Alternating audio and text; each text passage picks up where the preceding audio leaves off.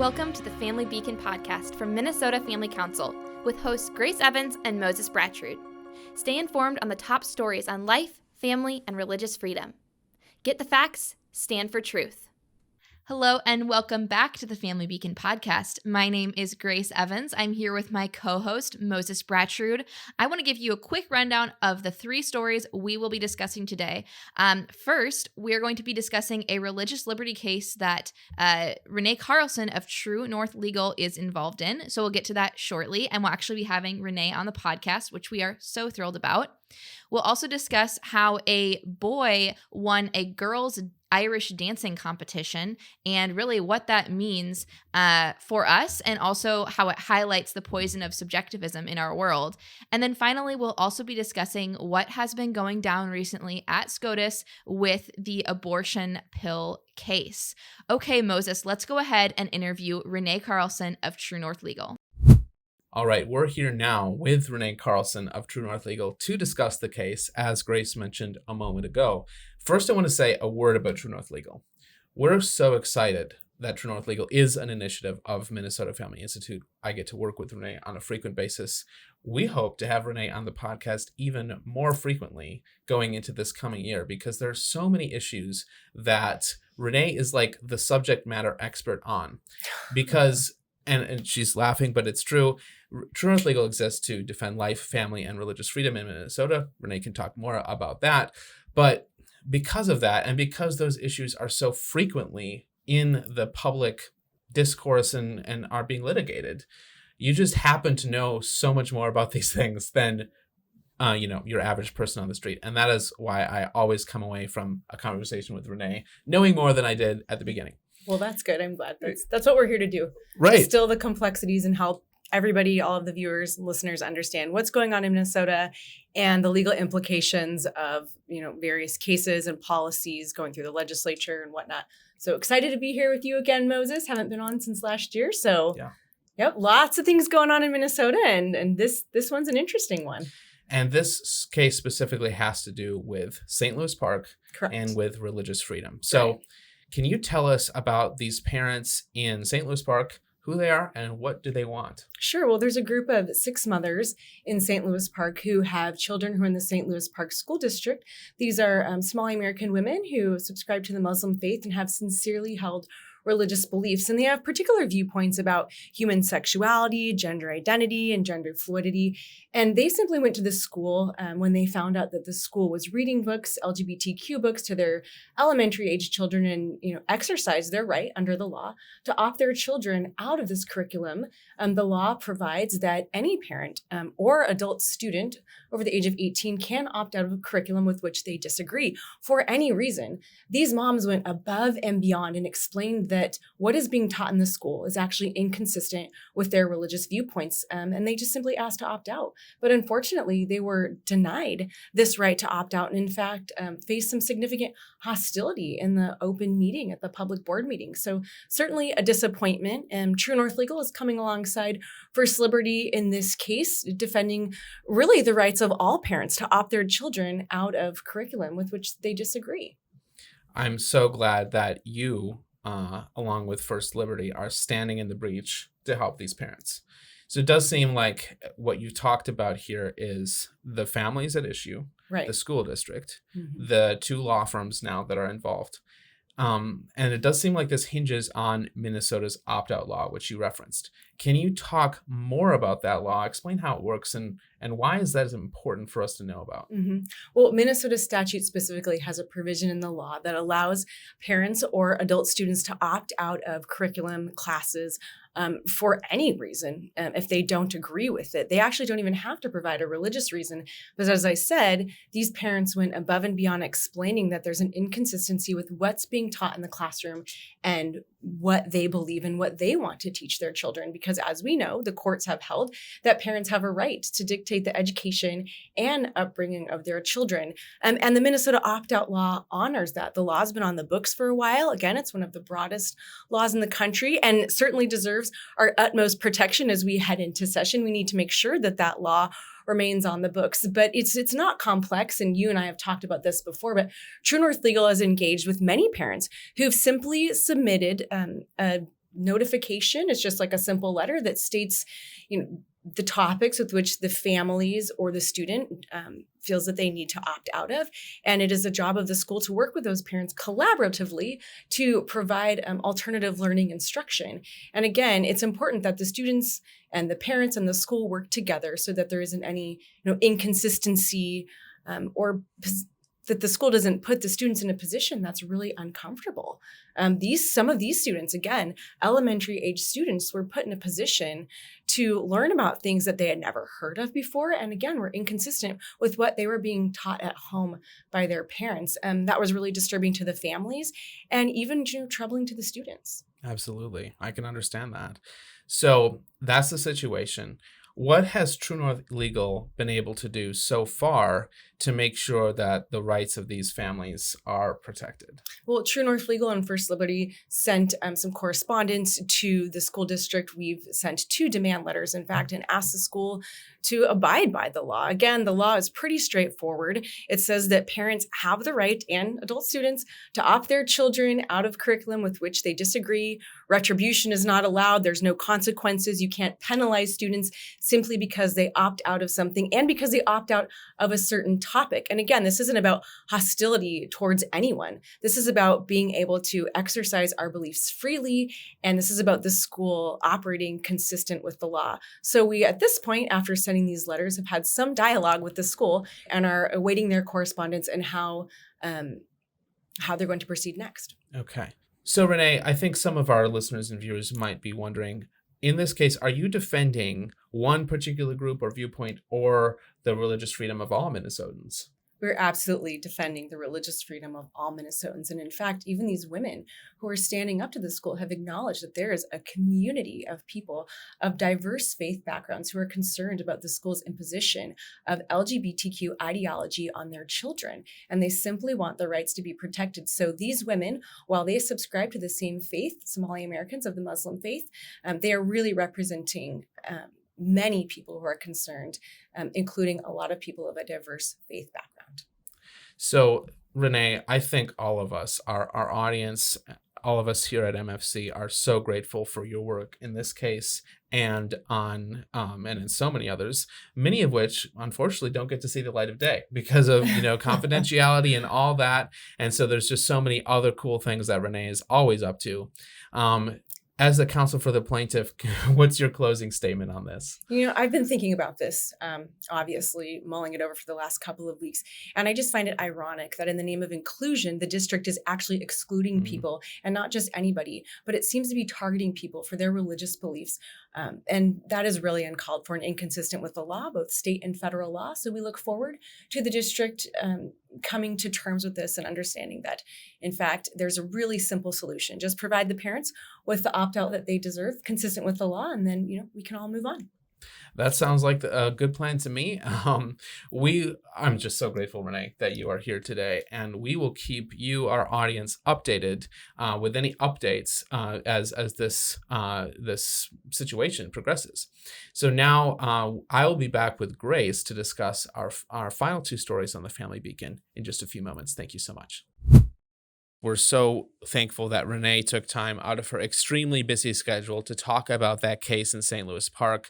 We'll bring more details on that to podcast listeners and viewers as that case develops. Now, Grace, as you mentioned at the beginning, the world of competitive Irish dancing, which I guess maybe you know more than this, is a type of dancing, not dancing in Ireland, but a type of dancing, maybe with Celtic flutes or something. Sounds cool. You'll tell us more, I'm sure. So this competitive world has been just in turmoil because of this trans-identified a boy who identifies as a girl who's winning these competitions. Tell us more about that story. Yeah, that's right, Moses. So this boy, again, identifies as a girl. He's actually heading to the Irish Dancing World Championships, and this is after he placed first here in Dallas, Texas, at a dancing competition. And that dancing competition, for you guys, if you want to look it up, is the U14 2023 Southern Region Oireachtas That's how you say it. I did look it up. So he placed first in that against a bunch of girls. Now, I want to talk about his previous dance results just briefly for you guys. This boy formerly competed as a boy, of course, and placed 11th in the world in the CRLG World Championships in April of 2023.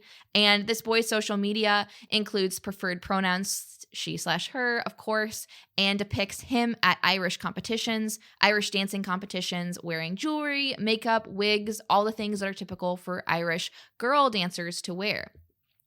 Results also show that this boy finished first out of 100 dancers in the early December girls U14 competition. So this makes him a world qualifier and a national qualifier. So we can totally see that this boy that is identifying as a girl is going out there and just crushing these girls' championships. Now, rightly so, parents are distraught over this. The parents of these girls that are competing in these girls' Irish dance competitions have expressed many outraged thoughts, many outraged opinions. One mother, I'll just read her response. She said, "It's going to make me cry. I never thought I was going to have to deal with this, and my heart breaks for my daughter and other girls that are having to deal with this." That's just one example of a parent that is crushed by this. You can read an article on Daily Signal for more that we'll have linked in the show notes. I also want to briefly talk about what other female contestants are saying, and then I do want to get into the details of what exactly Irish dance is, because I didn't even know all of the details. I'm a dancer, I'm a ballerina, but I never did Irish dance, so I do want to kind of break that down for you guys because it's important to the story. But first, let's discuss, of course, what the girls are saying, the girls that are competing against this boy. So there was this video that you guys can watch if you search the U14 girls competition that happened last Sunday. And the girls in the background of this video, as this boy is being announced as the winner in this girls' competition, they look at each other with tears in their eyes as they realize that this is a biological boy that has just been declared. One of the mothers shared that her daughter was in absolute tears, and that she just said that it was so unfair. And that mom totally agrees with her daughter that it's totally unfair.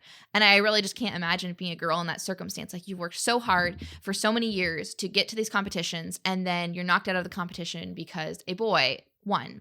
The general public is in uproar about this too. A number of parents, both of these girls that were dancing and also just other concerned parents, have reached out to the Daily Signal, who again reported on this, and they've shared their frustrations. They've tried to protect their daughter's dancing futures in speaking up.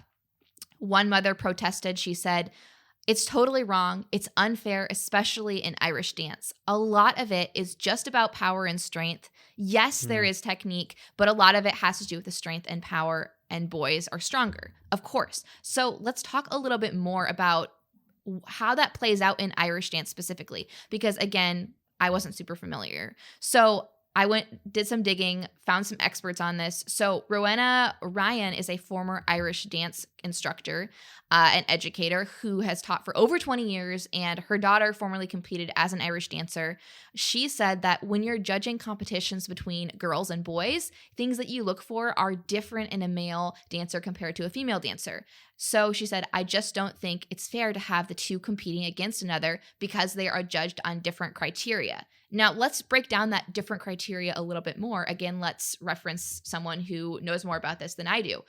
Maggie McNeely, she is a young woman who actually competed in the adult competition at this Southern Region Oireachtas, the same thing this last weekend. So she reflected on the situation, and she said, "This situation totally undermines what Irish dance is made to be. The highly gendered aspect of it is a defining feature." Now, what does she mean by that? Highly gendered aspect of dance? That's really interesting. She continues, she says that the world of Irish dance is rooted in tradition. She says it's a celebration through movement of how men and women are made unique and complementary to one another. Unlike most sports where men and women do the same basic activities but at different skill levels, male and female Irish dancing is completely different.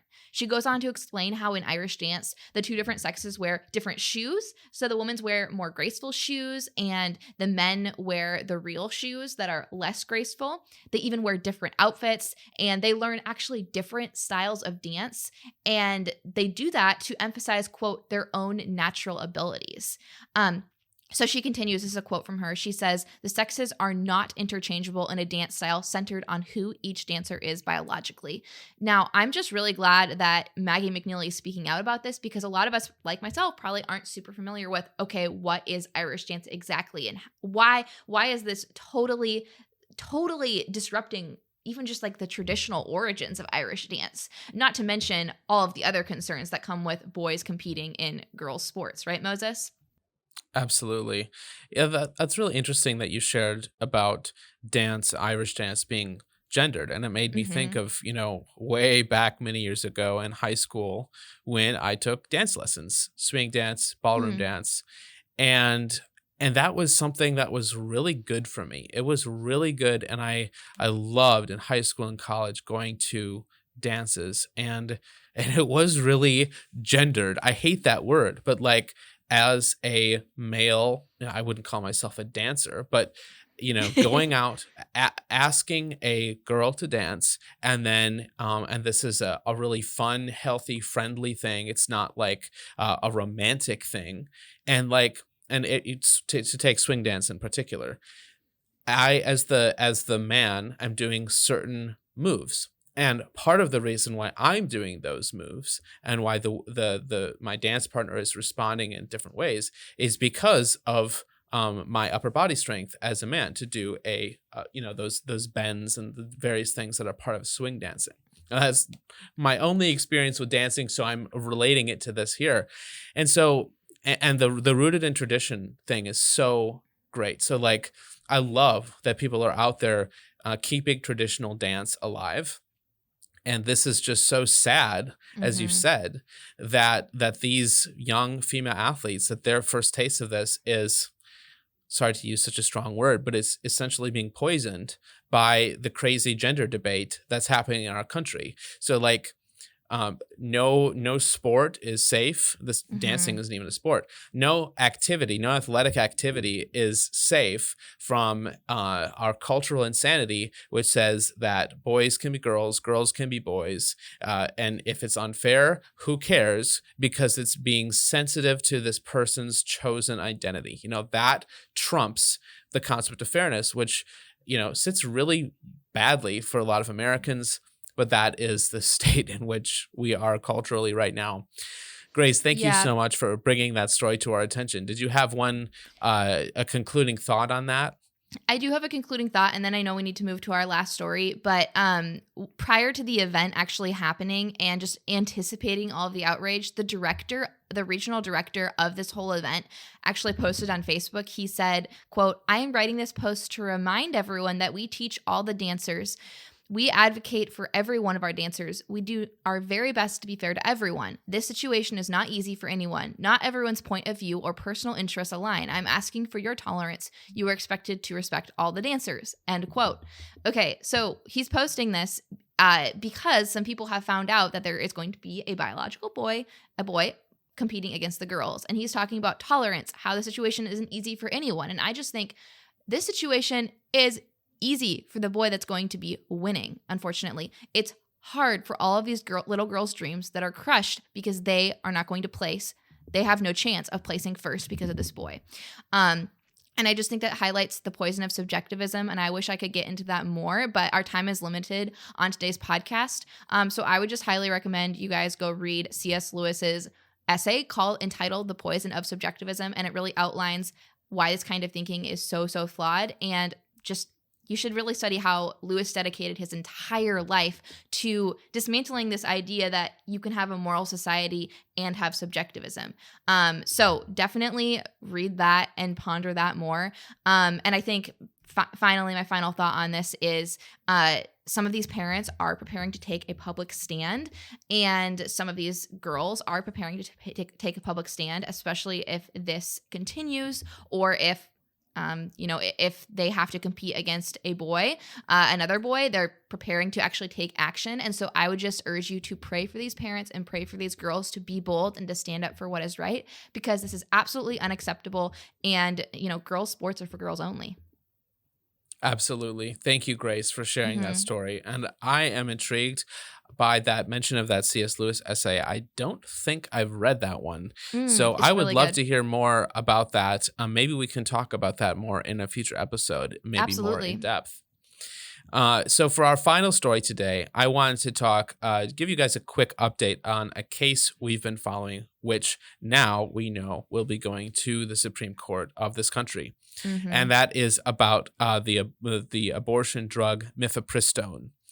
So we talked either late spring or early summer about a court ruling by Judge Matthew Kaczmarek, not sure how to pronounce that, a U.S. District Court judge, in which he would have overturned the Federal Drug Administration's approval of the mifepristone drug for the use of abortion in the year 2000.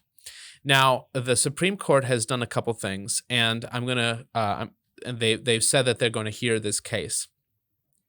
So I'm going to read from a CNN summary of the story. So, let's just take what everything CNN is saying with a grain of salt, but I thought it was generally a helpful summary of the case.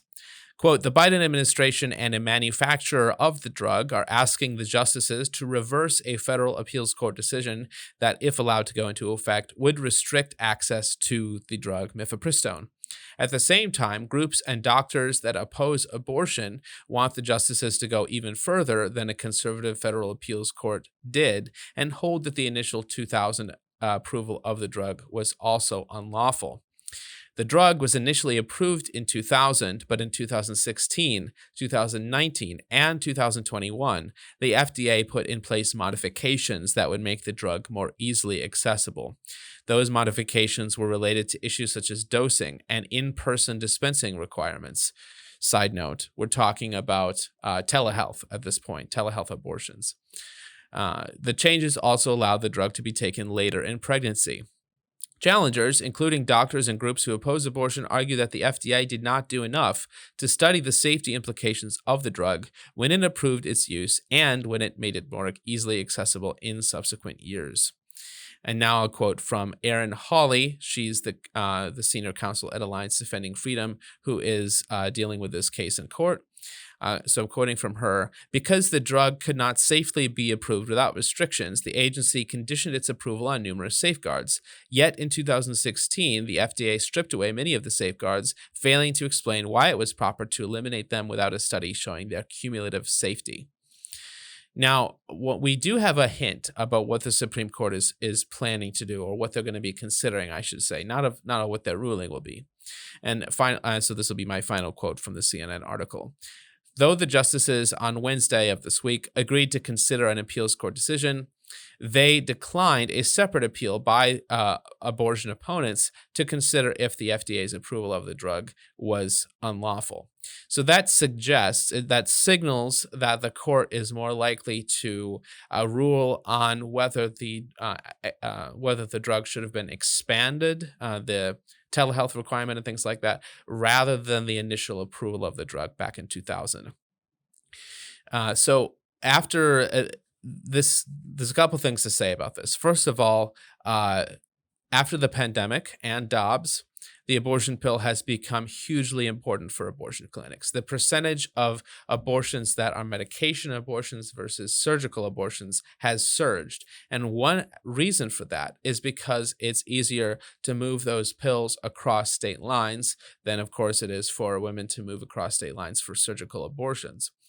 And of course, there are now some states where it's difficult or impossible to get a surgical abortion. Thank you very much to the Lord for making that possible in these states. And we hope to one day make that true in every part of this country. So this might not seem like a huge win or a huge case, but actually it is.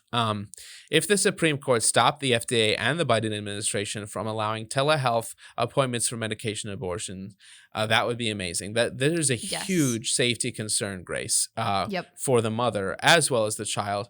And a telehealth appointment, just for one thing, the gestational age of the child cannot be verified.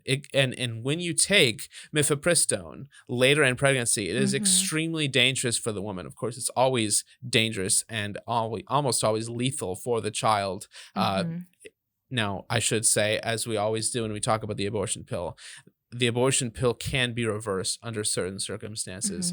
If make sure that you tell loved ones about abortion pill reversal. This is a chance after that first drug in the series of the abortion pill has been taken, there's a chance of reversing that abortion. Abortionists will claim this is not real. Babies, many babies, hundreds and thousands of babies have been born after that reversal. So you can find those stories online. Those are real children who are now alive. Abortionpillreversal.com. Thank you so much. Yeah. So we're hoping and we're praying for a ruling that would reduce the total number of abortions. So we're just really grateful that the Supreme Court is taking up this case.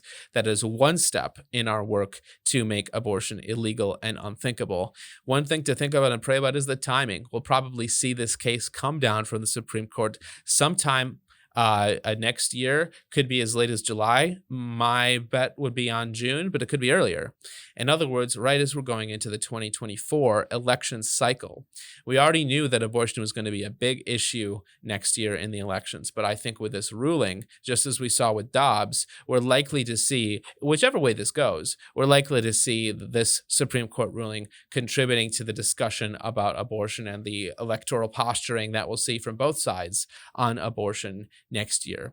So that's my quick summary of this case. We'll continue to follow this. We'll continue to keep you guys updated. Grace, did you have any thoughts on that case and on that as we move forward? Yeah, Moses, I'm just really grateful that you highlighted this because this is something that is so important for us to pay attention to. It is something that will potentially affect us in Minnesota. So we will continue to keep you posted on this. And I just want to highlight again what Moses said, that just how dangerous these pills are. They're extremely, extremely dangerous. And it's not only just dangerous for the mother and the child, but it's dangerous for your teenage daughters. It's dangerous because they can obtain these without your approval, without your consent. They can take this and your own bathroom can actually become the place where their dead child is expelled and they're completely alone, and they could have an abortion in your own bathroom without you ever knowing. That is what is so crushing. One of the things that is so crushing about the abortion pill is that teenage girls can get their hands on this and we'll have to suffer this trauma alone oftentimes. And we need to protect our girls. So Moses, thank you so much for highlighting that story. I do want to close our podcast this week with a verse.